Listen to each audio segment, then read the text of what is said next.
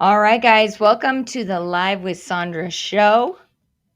I'm your host, Sondra Shannon, CEO of Gatemaster Technology, and I'm very excited about today's guest. We're going to be talking about live experience data and insights to audience impact. So, this is going to be a fun conversation because, as you guys know, I love to talk data and I love to talk entertainment. I love to talk shows, live entertainment.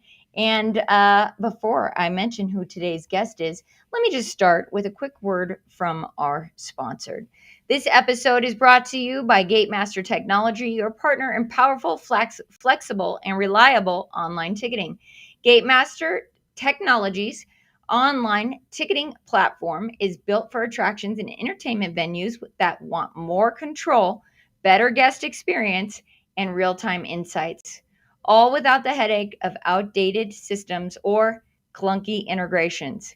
With Gatemaster, you get seamless online mobile ticket sales, live capacity and attendance tracking, easy to manage refunds, reschedules, and upgrades, and it is integrated with our point of sale and access control systems. So your guests can enjoy a smooth experience from purchase to entry. And here's what's the best part. If your current ticket provider isn't cutting it, we will make that switch easy for you. Gatemaster's competitive replacement program makes it easy and affordable to upgrade. We'll help you migrate your data, train your team, and get you up and running fast. No long-term contracts, no surprises, just better service, better tech, and better support. If you're ready to take your ticketing to the next level, visit gatemaster.com to learn more. Gatemaster Technology, smart ticketing starts here. So let's get back to the show. Today's guest, Cody Lassen, is a Tony Award-winning producer and the force behind Cody Lassen and Associates. With a Grammy nomination and impressive portfolio spanning theater, film, and music, my kids are going to love this show. You guys know my kids are in theater. Cody has helped shape some of the most successful live productions of the past decade, collectively grossing over, this is a big number, $951 million. His productions boast a 42.3% recoupment rate, more than double the industry average, providing that creative vision backed by data can drive serious results. Cody is passionate about the magic of live entertainment. He literally can't live without it. Cody brings a rare blend of artistic sensibility and business strategy. On this episode of Live with Sondra, he'll share how meaningful audience insights are transforming the way stories are told and sold on stage. So please help me welcome today's guest, Cody, to the show. Cody, thank you for being here. Happy to be here. Thanks for having me. Of course. How was that bio? Was that okay? Did we miss anything? You got it. You should be my publicist. I'll hire you. That was great. I mean, I looked at that number, that 900 million number. I can't remember the exact number. It's like, wow, what an incredible accomplishment. Yeah, I think even within the entertainment industry, people don't quite understand that Broadway is a $4 billion a year industry. And when something hits in our world, it hits unlike a film or TV show ever can, because it can run for decades, much like themed entertainment, right? This isn't an opening weekend of a movie. It's something can run for decades and decades. Yeah, no, it's amazing. I mean, so I've seen two shows recently, one on Broadway. I finally got to see Book of Mormon. Nice. I knew the music well because it's one of my son's favorite. And I don't know if you know this about me, but all three of my kids are in live theater. They're live actors. I didn't know that. No. Yeah, wow. Yeah, so the two of them are getting ready to do a show in a couple of weeks that's opening Ride the Cyclone here. Oh, I know the show well, yeah. With the Mile High Youth Theater. So they're doing the teen version. So I'm very excited about that. And both my daughter and son are in it, which is just wild to me. How exciting. And by some strange coincidence, my closest friend originated one of those roles off Broadway when it played New York many years ago. Wow. Cyclone. Yeah. That's amazing. I'm really excited for this show. I really love there's so many dimensions to it. Yeah, it's fun, it's quirky. Yeah. Right. Like, I'm super excited about it. I've been trying not to get spoilers because I have not seen it live, but yeah, I did. I got to see Book of Mormon this year, and one thing that I'm really excited about, I got to see Phantom of the Opera in London on the West End, Very nice. His Um, Majesty's Theater. yeah, That was what is about to come back to Broadway. It closed not that long ago, and it's now being still with Andrew Lloyd Webber in charge, but it's being reconceived as an immersive walkthrough experience instead of a traditional sit in your seat and passively receive it kind of show. wow. My daughter was telling me about. I mean, that was just incredible to see in London, and yeah, the chandelier. I don't want to spoil it for anybody, but that was so cool. I mean, we even left going like Disney level immersiveness, right? Sure. So Yeah, it's pretty and cool. that's technology that's now 30 years old. So imagine this new version they're building that is being built with 2025 technology. Wow. Wow, that's pretty cool. Well, I'm excited to talk to you. I know this is going to be a great show. First of all, because I've learned so much about theater as a theater mom. I myself have never. I don't have the. I don't have the ability to sing. Same.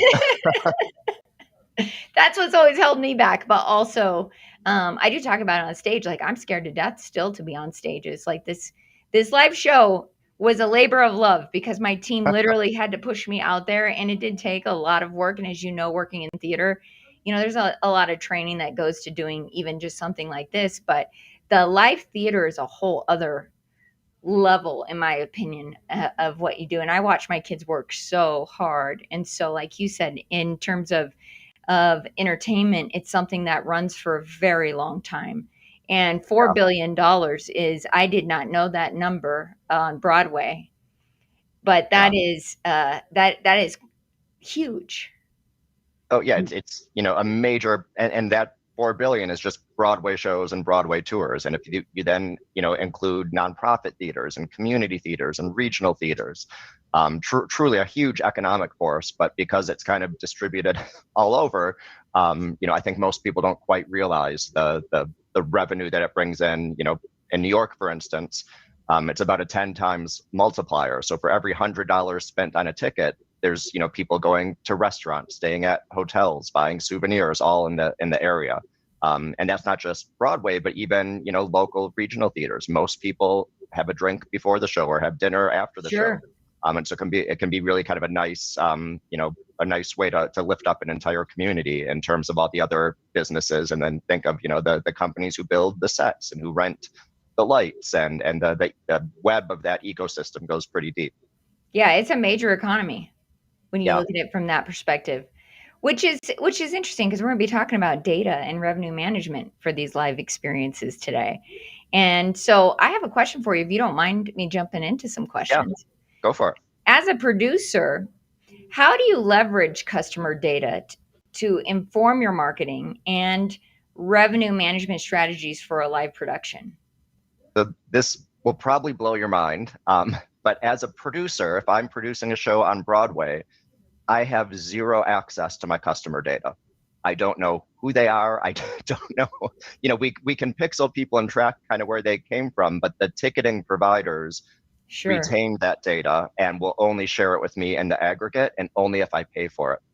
So I don't have Wow. names or email addresses of the people buying tickets to shows that I'm shepherding and producing, which is just mind-boggling. So unfortunately, we don't get to use data in a way that in any other industry you would be able to develop relationships with your audience and kind of learn about them and do lookalike modeling and targeting. And so that the ticketing companies will do that again for a fee. But a big part of my job as a producer is figuring out how do I try to figure out who these consumers are, right? So you can have email QR codes to sign up in the theater to enter a drawing, or there's kind of ways we can encourage people to proactively tell us who they are, but we don't, as producers, we don't get access to that raw data, which is frustrating. Yeah, I bet. And this is a shameless plug. All Gatemaster customers get access to their customer data because it is such an important part of understanding who your audience is.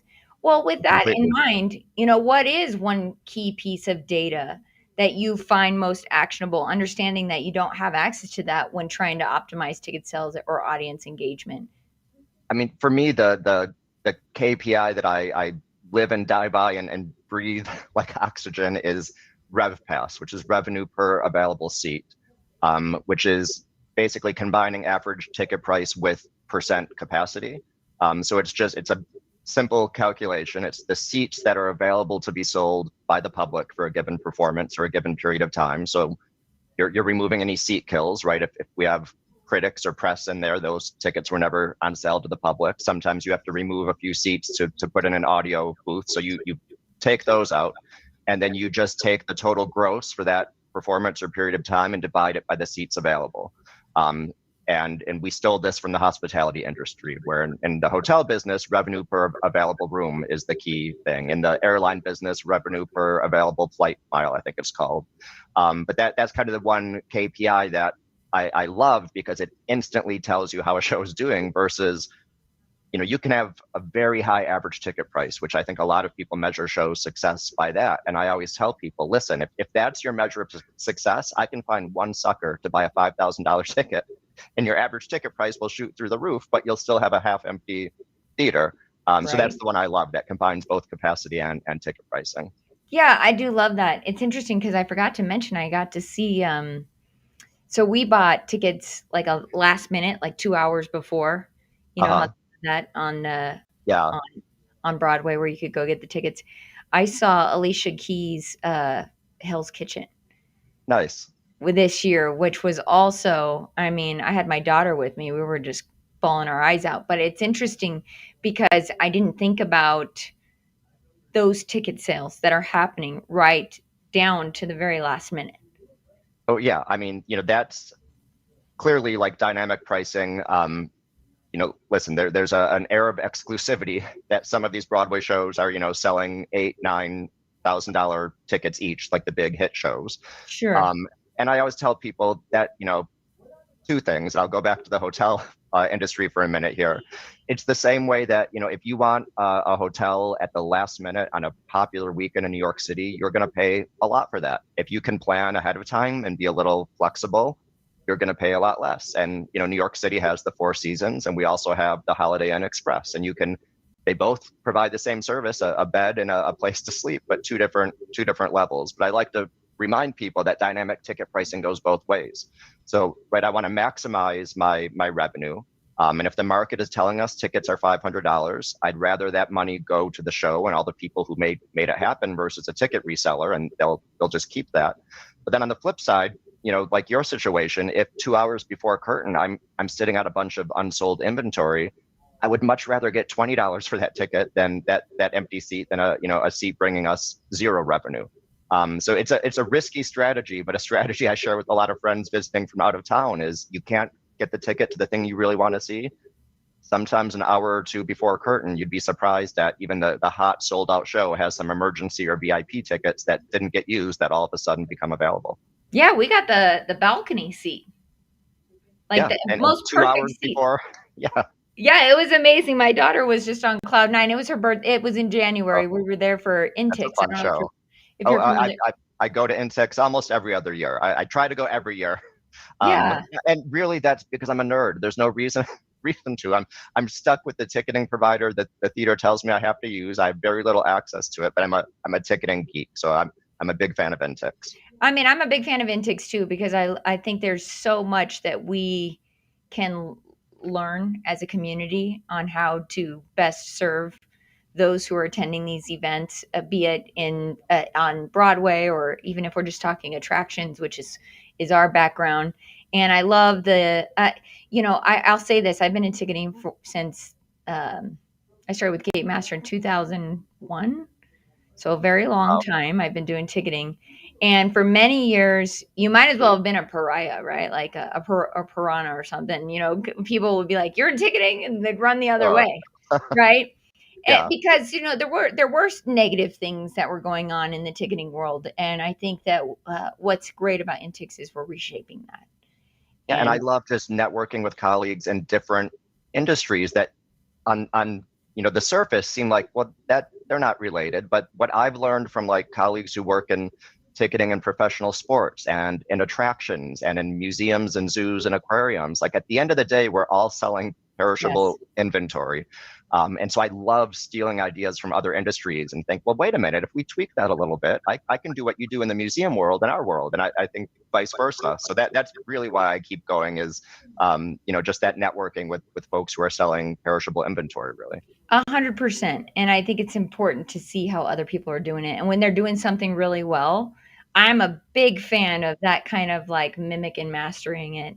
And you're not going to get that if you're not talking to other people who are It, doing and bumping exactly. maybe against different challenges than what you're having. Yeah, Right. that's the kind of learning I love is, and, oh, I never thought of that. That didn't occur to me. Or, I didn't know you could do that with that ticketing system. Great. Can you show me how that works? Yeah, that's great. My daughter was an intern this year at Intix, which was Oh, nice. very nice. A nice experience for her. Trying to get her in the business. She's also the one that I was telling you is going to be on the show here with Ride the Cyclone. Nice. She's playing what's the main gal that's on the stage? All there's not a real main part, but why can't I think of the character's name right now? I'm not forgetting all the characters. I remember the show well, but I don't remember any Yeah, of the character names. Ocean. She's Yes. playing Ocean. Nice. She's getting her Britney Spears down right now. I like to point out to parents of kids who are getting into theater more on the performing side, where most parents very smartly say have a backup career. But I tell people the backup career should still be in theater. What if you want to be Yes. a writer or a dancer or a singer? Maybe your backup career is doing ticketing for theater or being an accountant for a theatrical company or doing marketing or press. But like if you love the thing, have your backup still be in that industry. Yeah. Oh, I'll tell you, I sat across from a mom the other day, or on one of the last shows. I shouldn't say the other day; it was months ago. And she said to me, she said, "I keep telling my daughter to have a backup plan. This isn't going to work out. It's too risky." And I'm like, "Why would you ever tell your kid that? I would never tell my kid that. I'm gonna let the world tell them where they've got to go." And I I like that. 100% agree with you, Cody. Thank you so much because my daughter is one of the co-producers of this show, and she's been working in marketing. And I tell her all the time, I'm like, somebody's got to market these shows. Yeah. And that is as much of a challenge as creating the show, right? You can have the Yes. best musical on Broadway that has ever existed, but if you're not marketing it and discovering who your audience is, how to reach them cost effectively, how to talk to them in a way that gets them to click the buy now button, that's half the battle. And I think a lot of people wrongly or naively assume if you just build a good thing, people will come. Well, that doesn't always happen. The hard work starts after you've built the thing. Yeah, well, one of my favorite shows is You're in Town. Sure. And I think it's back on Broadway right now, right? Yeah, it's coming off Broadway to City Center this season. Off Broadway. Yeah, I knew it was going to be in New York. Yeah. I would love to see it. I've only seen the kids version of it, and my daughter also has played Hope in that. But what I Nice. think is interesting about the Urinetown story, because it came out right before, was a couple months before 9/11, and Yeah, oh, that's so right. I forgot about that. Yeah. yeah, it's such a great show, but it had so much. There was so much noise that it had to compete with in Sure. order to really take off. So it's one that a lot of people don't know about. But I love the music. I love this. I just think it's an incredible show. I love the music, but kind of to your point, like you have to be able to market it. And today, maybe we're not dealing with something of that, of that, because that was tragic and that took a lot of people's attention. So it took away from a production like that. But what I love about what you just said is it is difficult to market. You do have to tell people that it has to happen, and you have to be on top of that. You have to let people know that you're there. And today, maybe they're not dealing with that, but they are dealing with all the other noise. Yeah. And And I think a lot of people just think of the competitive set. So if we're using the Broadway musical as an example, like what are the other Broadway musicals people might spend their money on? When in reality, really what we're fighting for is entertainment dollars, right? Somebody could see a musical, they could go see a football game, they could buy a new flat screen TV for their house. So we're not only looking, at other shows and how do we win that audience member instead of them seeing the other show. It's people have X amount of dollars and X amount of minutes in their year that they can, spend on an entertainment. It's how do we somehow get into that conversation early on? But again, it's theme parks, it's museums, it's we're competing with entertainment and leisure in general. Yeah, so you gotta be out there marketing. We've had a Yeah. lot of people who talked about marketing on the show, and even I've done a lot of marketing training myself, and one in particular that I really love. They teach you a lot about how you just got to be out there. That's actually how I started this show. Was Wow. was I was doing a marketing training, and the team that was teaching us just said you've got to be everywhere, and the only way we could think about it was, and granted, it served a many purposes for us. It helped get known, because you've got to get known, just like a show's got to get known. But also, we knew that there was information that attractions and live events and anybody in this industry needed to get from guests like yourself, like experts who are doing the work, who understand these systems. You mentioned learning at Intix. There are a lot of operators that don't get to attend these Sure. conferences where they can learn, but they can't sit down and watch a show and connect with somebody like you who's teaching them this. Which brings me to ticketing and scaling, for the productions that you're working on. Given your experience with Broadway, given your experience with Broadway transfers to scaling productions, right? What are the primary ticketing considerations when moving from a smaller venue to a larger one? Because I know, like and I'm sorry, though, with the Mile High Youth Theater that the kids go to, I mean, it's a smaller one. I mean, it's maybe 250 people in the Sure. audience, which is still, to Yeah, that's a me, decent seems very size big, theater. Yeah. right? But what are the differences that might have to be considered? I mean, listen, I would always prefer to put a show in a theater that's slightly too small, audience capacity wise, just to build up that artificial demand, right? If you have 250 tickets to sell, you're probably going to have a higher average ticket price and a higher occupancy just because there's fewer tickets to be sold. And then once you Sure. become the hot sold out show nobody can get a ticket to, that opens up a lot of doors, certainly in terms of revenue and yield management. That means you're raising your prices, you're probably slowing down or turning off discounts completely. But at some point a show grows and you can't sustain being in a 250 seat house, or the upside is alluring and you want to go into a bigger house. And so what I like to do, and my colleagues on the ticketing side hate me for, is when we scale a house, meaning if you have a Broadway house with, let's say, 1,000 seats in it, traditionally you might have 5 or 6 pricing levels, right? Your kind of center front orchestra is going to be one, your sides will be a little cheaper, the back orchestra is going to be cheaper. I want the ability, and I sometimes get it and I sometimes don't, to have every individual seat be its own pricing zone. So we can literally look at a heat map and just change prices as we see fit, and not be locked into these kind of artificial 5 zones that they're drawn on the seating chart and the ticketing system probably 30 years ago, and I'm sure it made sense at the time. Sure. But there's sometimes just weirdness that happens in ticket sales, right? Every once in a while I'll look at a heat map and say, well, that's weird. Why is this little bubble that's not kind of prime seating really in demand and selling quickly? I don't know why that is, but there's a opportunity to raise our yield there a little bit and raise that. And then vice versa. Sometimes what I think are good seats, the public for whatever reason just isn't touching. And now I want to be able to have the ability to either just overtly lower the price or do some more undercover discounting to kind of move those seats. So I love to have granular ability to price. I don't always get it, but that's my wish. Yeah, that's pretty cool. And I wonder, which kind of brings me to my next question when we're looking at like attracting diverse audiences. Do you see that happening through these different price points that you have? Or where yeah, I mean, Yeah, you mentioned every seat's got a different price almost with yeah. that I mean, strategy. there are some like actual, we're going to set aside X amount of seats to very purposely get these in the hands of folks who either maybe couldn't afford theater otherwise or have never felt welcomed in the theater.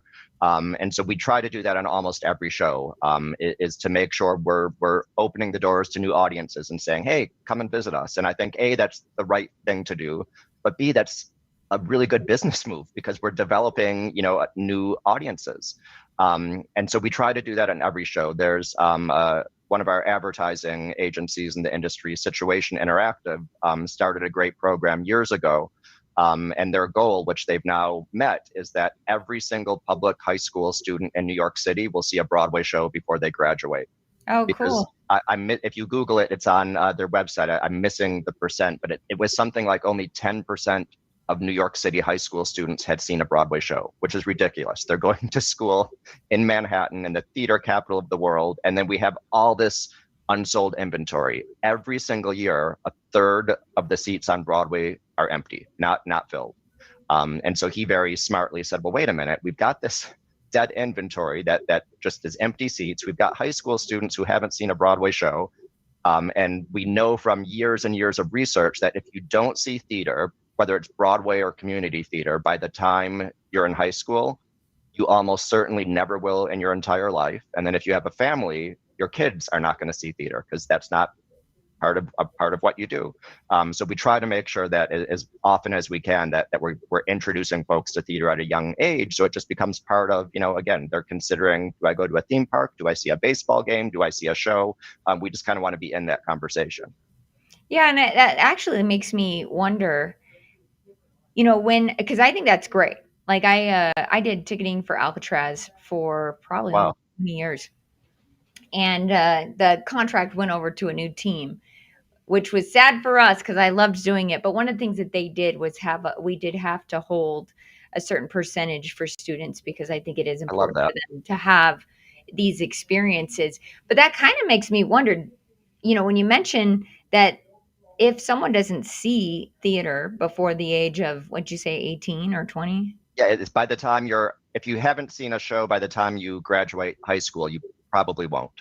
Yeah, that's amazing to me because what a shame that is. But do you know of any like benefits to those who come to watch that? Like for students who are coming, beyond just having the experience, because like I said, I had the balcony seats at Hell's Kitchen in January. And I mean, I was fully immersed in it. And I mean, like I Yeah, said, my daughter and I were there because it's a mother-daughter show.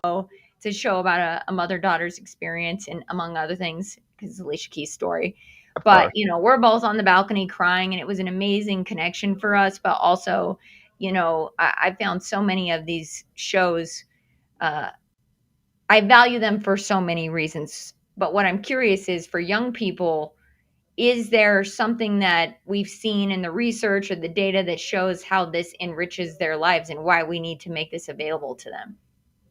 Yeah, I mean, I can't cite any specific studies, but I certainly know I've read magazine and newspaper articles just, showing that for, kids who are exposed to music, for instance, do better in math and science. And that seeing theater, there's proof, there's been studies done over generations that makes you a more empathetic person. So, I'm not the expert in any of those areas, but I Sure. know seeing any kind of arts, whether it's music or theater or dance, it just makes you a better, more well-rounded person. Yeah, well, I know for sure being in theater has huge advantages. Yeah, I'm so grateful for, like I said, the kids that theater that my kids have been, the community theater that my kids have been in, the training, the having to memorize, the deadlines, yeah, I'm so lucky. I don't even have to make any of them show up. Like some of the other theater moms are complaining because they have to get their kids to rehearse and study their lines and drag them to the to sure. practice. But for me, my kids, I think it's just been such a rewarding experience to all of them. I mean, I've been very lucky. I don't have to force them to do it at all. In Nice. fact, they have to force me to take them some days, right? It's also, I think, great training in terms of entrepreneurship, even if Yeah. you're an actor, to know what it's like to assemble a team, to get a theater, to do contracts, to put together a program, to market and sell tickets. You kind of, especially, at the non-professional level, you kind of have to do a little bit of everything, and it's really building a business. Yeah, no, that's actually a great point I've never thought about.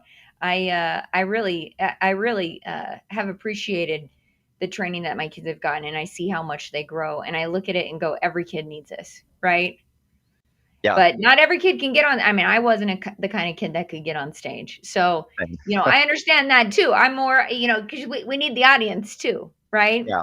And something you Yeah. said about selling the tickets, wanting to fill those seats. I mean, there's nothing sadder than seeing the audience not filled, right? Yeah. Especially with Yeah. all the time and work that they put into. I recently went to my husband and I have both been involved in circus arts for years. Oh, wow. Yeah, and we went to a show in St. Louis, and we had great seats, but man, we had like Circus Soleil level talent and tons of empty seats, and it just kind of broke my heart for the performers who put their Oh, heart and soul yeah. into these things. It's not a good experience for anyone, right? The performers Yeah. feed off that audience energy. They need that, and the more energy in the audience, the better the performances are. As an audience member, you want people around you laughing and clapping and gasping. Yes. That's what live entertainment is. And so if you're in a house that's kind of half full, you lose that magic, and then you also kind of think, well, wait a minute, am I one of the few suckers who bought a ticket to this thing? Why is nobody else here? And it's just not a great experience. So most shows, especially early on, do struggle to sell tickets, and until you kind of build a brand and build awareness. But we put a lot of effort into it. We call it dressing the house. So even if only half your tickets are sold for a given performance, there's a way by how you seat people that you can make it feel a lot fuller. So on Broadway, for instance, if you have a performance that just isn't selling, you might take everyone who bought, probably the lowest price tickets in the balcony and give them free upgrades to the orchestra. Now you're creating a nice little magical customer moment there, because they thought they bought the cheapest seat in the house and now they're getting a good seat. But if the balcony is empty and you can move all those people down below, at least to all those people, it now feels like a full theater. The cast certainly can look up there and see the balcony's empty, but you can at least make it a better experience for the audience members down there.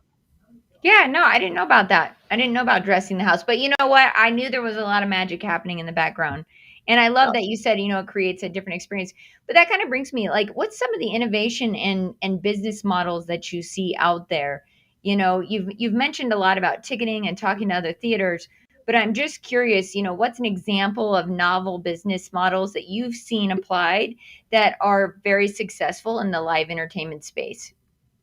I mean, we are so behind the times on Broadway. Part of that is, we're locked into the ticketing providers that the Broadway theater owners own, right? So I have very little control. I have to use the ticketing system they tell me to. I get very little access to it.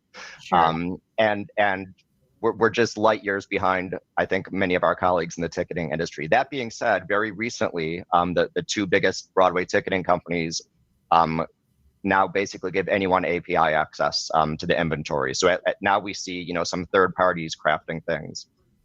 There's a great company in the UK called Ticket Leap, and the only thing they do are purchase paths. So it sits on top of whatever ticketing system you use, and they have this team of data scientists who try to make sure we don't, at the top of the funnel, lose all those people and get as many people to the bottom of the funnel as we can.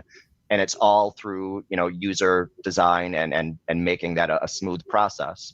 Again, on top of another ticketing provider. There's another company whose name I'm blanking on that I met at Intix, and they started in the sporting world, and we're starting to play with their services in the theater world. And their system is kind of like what I talked about earlier. If we move people from the balcony to the orchestra, they developed an app that, again, works with any other ticketing system, that when you show up at a stadium for a sporting game and you're sitting in the balcony, you might get a pop-up that says, hey, for $12 more for everyone in your party right now, we'll move you, 10 rows behind the court, because that seat, if it's not sold, 15 minutes before the game starts, probably wouldn't be sold.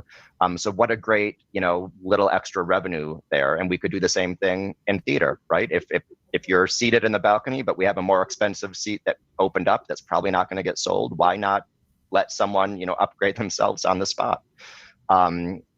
apps like Today Tix, which is started in theater and is now, family entertainment centers, theme parks, sporting. I think they do everything now, but their thing is literally tickets for today. We're going to give you a nice discount, but the restriction is, and now actually they sell tickets further out, but kind of their bread and butter is if you want to see a show today, we will get you the best possible price.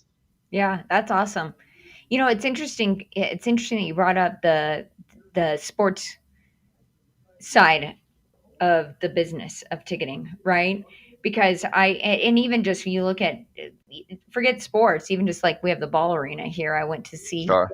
I'm almost embarrassed to say, but I went to see New Kids on the Block. Nice. And we bought the 4-pack, so we had like the nosebleed seats, right? Because it Sure. was like a group of us, just they were offering a 4-pack, so you didn't get to pick your seats, which I thought was a creative way to sell 4 Yeah. seats. It was like a 4-pack friend seats. You're going back to the Sure. 90s, 80s, 90s, and I can't remember how they marketed it, but it was pretty clever. What was interesting to me, because I've actually been attending some of the ticket broker conferences just to kind of get an idea for what Wow. that looks like. When you Yeah. realize that in that industry too, you've got the issue of the ticket brokers, right? And you could see the full sections that were empty because they're probably owned by those Sure. brokers who didn't market the event. Is that something similar that happens in theater, or are you guys independent of the brokers? No, we have that issue as well. And listen, it's a love-hate relationship because Sure. there are certain shows where, the moment tickets go on sale, the brokers snap up all the tickets. And for me as a producer, listen, money is money. The tickets are sold out. But Sure. then sometimes exactly that happens is, a broker is speculating, thinking this will be a sold out show, buys a ton of tickets, can't move them on the secondary market.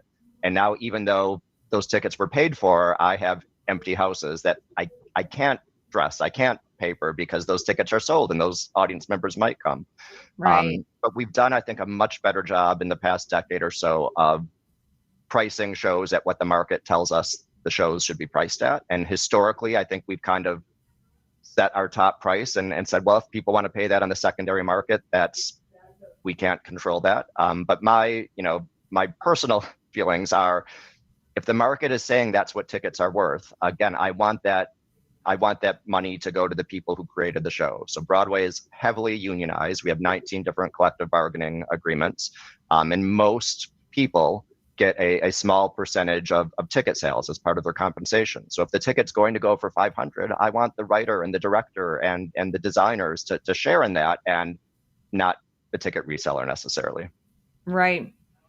Well, hey, maybe that's like an innovation that needs to happen where we can figure out a tech that allows you to dress what you said, it's called dress the Yeah. audience or dress the Yeah, theater. so we call it papering the house, is when you're literally giving out complimentary tickets just to have bodies in the seats.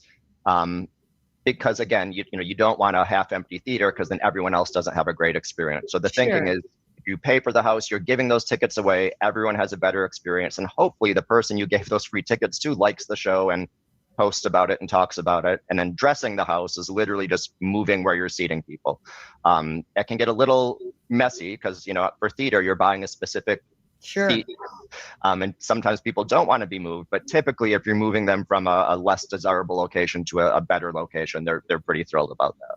I'm sure. And I think I've had that happen to me at shows. Yeah, it's kind And of like I'd be getting an very upgrade grateful. on a plane, right? Every once in a Yeah. while, like I only got a middle seat. That's what was left, and I got bumped up to economy plus on the aisle. Great, I'm thrilled. Yeah, that's awesome. Well, that kind of brings me to memorable experiences beyond theater. I think we mentioned that you've also done film, right? Yeah, I'm sorry. Our fire alarm is going off in the building.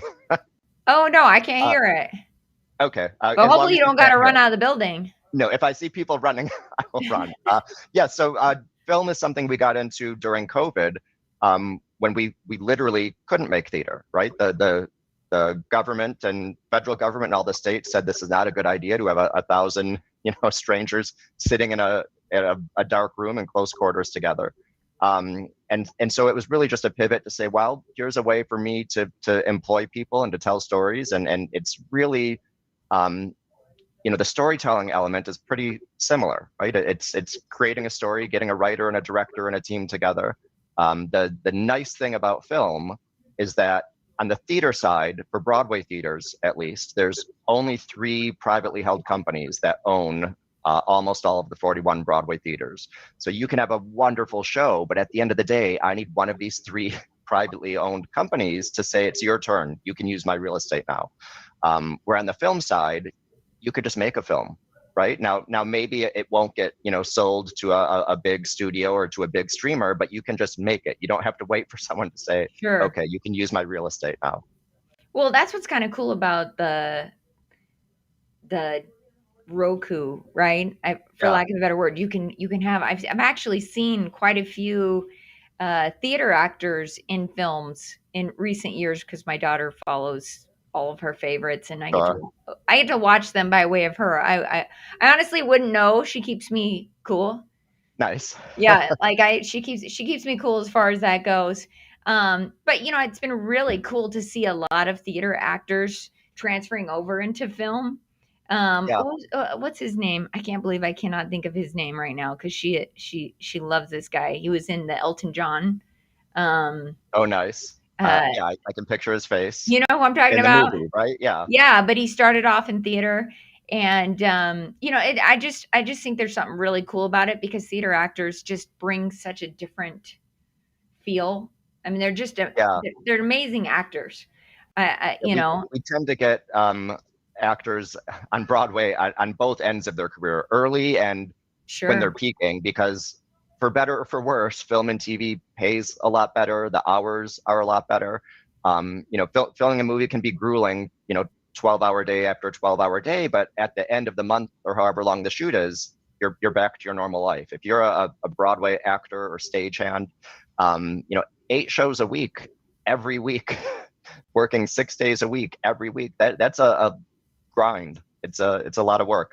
But so a lot of our theater actors leave us for Hollywood, where the hours are a little bit better and the pay's a little bit better. And then when they get to a point in their career where, they can pick the shows they want to do on Broadway. And we see even just this past season, we had Denzel Washington, Jake Yeah. Gyllenhaal, George Clooney, some truly A-list people saying, Yes. no, I want to do Broadway, and I've been so successful in film that I can make this work financially now.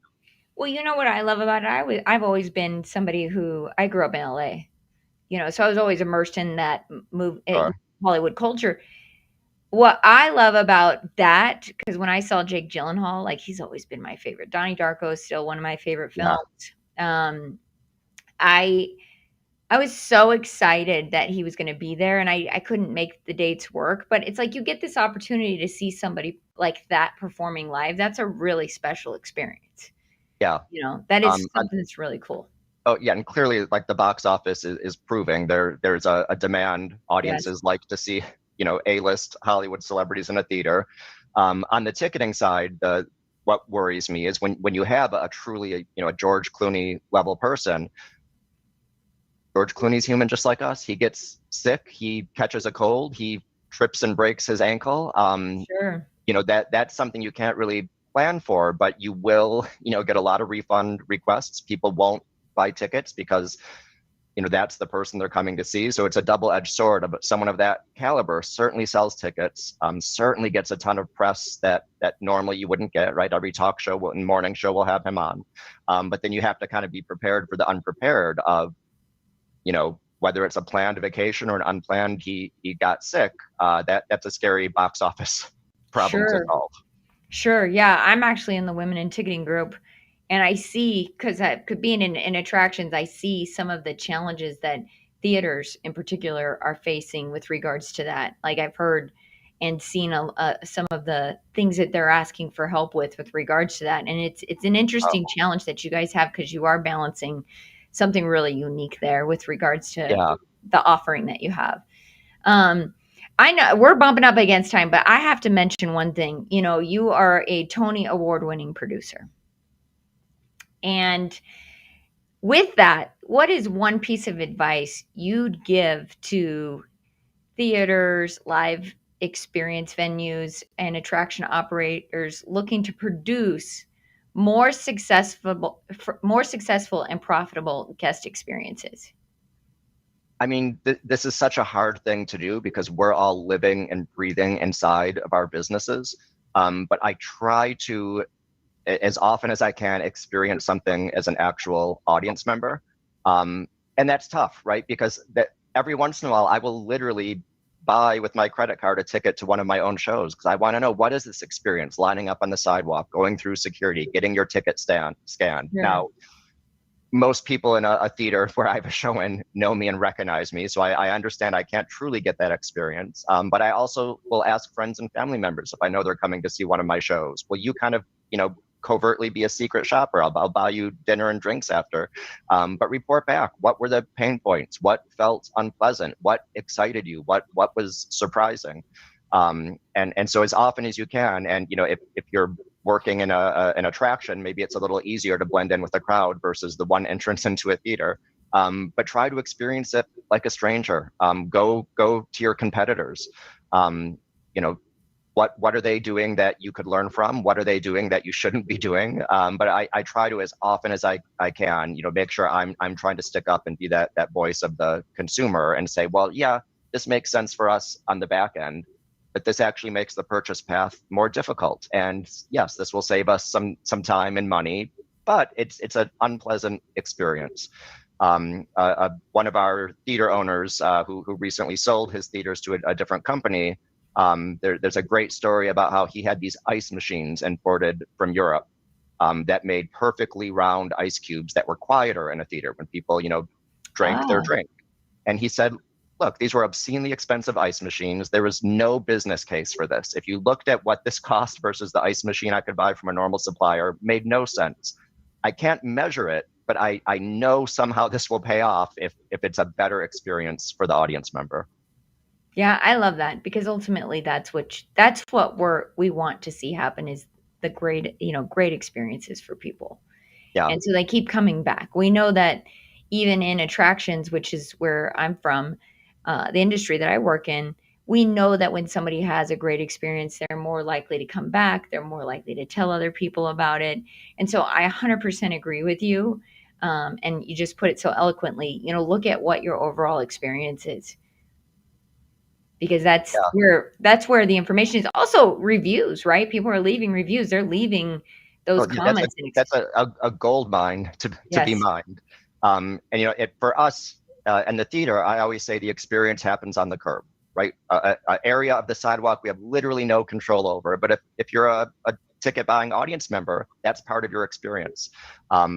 Years ago, I worked in the attractions industry at a major theme park operator and at a small FEC before that. And it's the same thing.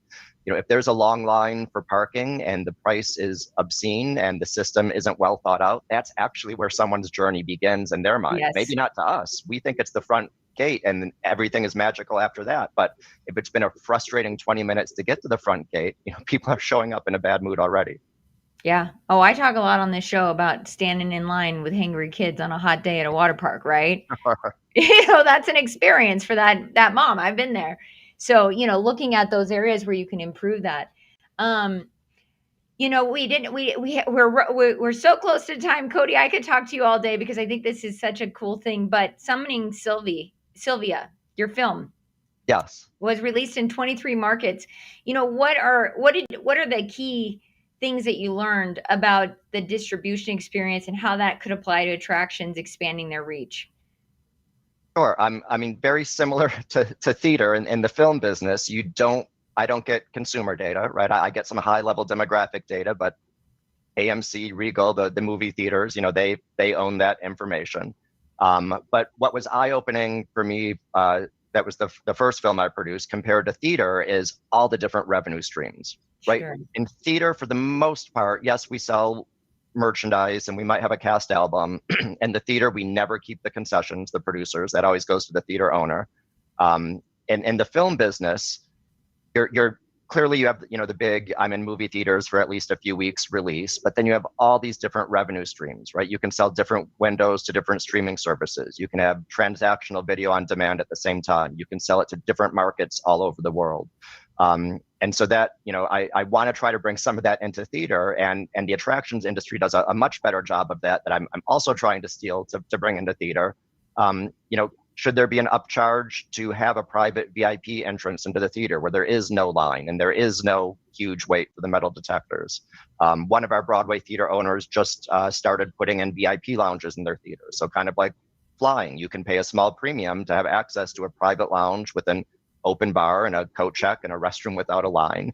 And it's not at all that I want to nickel and dime people, but there's a certain percentage of people who just want a premium experience and are willing to pay a little extra for that. And for every person who buys up into the premium experience, that might allow me to lower a few tickets and get some people in the door who might not otherwise come. Yeah. No, I think the answer is yes to that. I would love that. I think that I love that. I love those moments where you get to have that VIP experience. And I always say to the businesses I work with, the only difference between a Tiffany's diamond and a Jewelry Mart diamond is the experience, right? One Truly. will bring you a coffee, tea, soda, whatever you want, maybe even some champagne. The other isn't going to offer you a drink, but it's the same diamond. Exactly. And some of those things don't have to cost much money or any money at all, right? No. We experimented a while ago and it didn't work for technology reasons, but we're scanning everyone's ticket who comes into the front door. Their name is tied to that purchase. A simple, "Hi, Cody, welcome back. If we see you've been in this theater before, hi, Cody, we see it's your first time. We hope you have a great time." There's a few hours of coding to make the name pop up on the scanner, but I love little easy things like that just humanize the process, make people feel special, and don't cost a lot of money to implement. Yeah, I think I love where you're going with that. Well, Cody, thank you for being so generous with my time. I have to share one more thing with you. Did you know that the Tony Award was named after a woman from Denver, which is where I am? Yes, and Antoinette Perry. Yeah, I learned that this year, and I was like, what? But as you know, theater is you probably know. I think I heard something like Denver is second largest to Broadway in terms of Denver's campus. a huge market. Yeah. So luckily I keep telling my kids now, I'm like, you guys can do this and stay home. You don't have to leave me. I've done shows at the Denver Center for the Performing Arts. Yeah, and there's many other great theaters there too. Yeah. Well, cool. Well, I'm so glad that I figured you knew that. I learned it this year, actually, just a few months ago, and I was really. Nice. Now we're sharing it with everyone. So yes, yeah, and Antoinette Perry, who led the American Theater Wing, kind of helped shape what modern commercial theater is. Yeah, that's pretty cool. Well, hey, thank you so much for being here and for all that, being so generous with your time and for all that you've shared with our audience. Is there, what's the best way for somebody to get a hold of you if they need or want to connect with you? You can go to my website, just codylassen.com, and fill out the form. You can connect with me on LinkedIn or any of the social media platforms. I'm easy to find. Yeah, well, I appreciate you being here. I know this show's a little bit longer than normal, but this was such a cool experience to talk to somebody with all this knowledge of theater, and also just something that I learned a lot today. And hopefully, I can better support the theaters that I'm associated with and work with. And I'll have to send this to our local theater. I think they're going to love this show. Thank you so much for being here. And Thanks for having me. It's been a pleasure. Yeah, it's been super fun. Well, I'll see you at Intex. How about that? Yes, exactly. Yeah. Yeah. Well, thanks, Cody, for being here. I'll see you soon. Sounds good. Bye. Bye.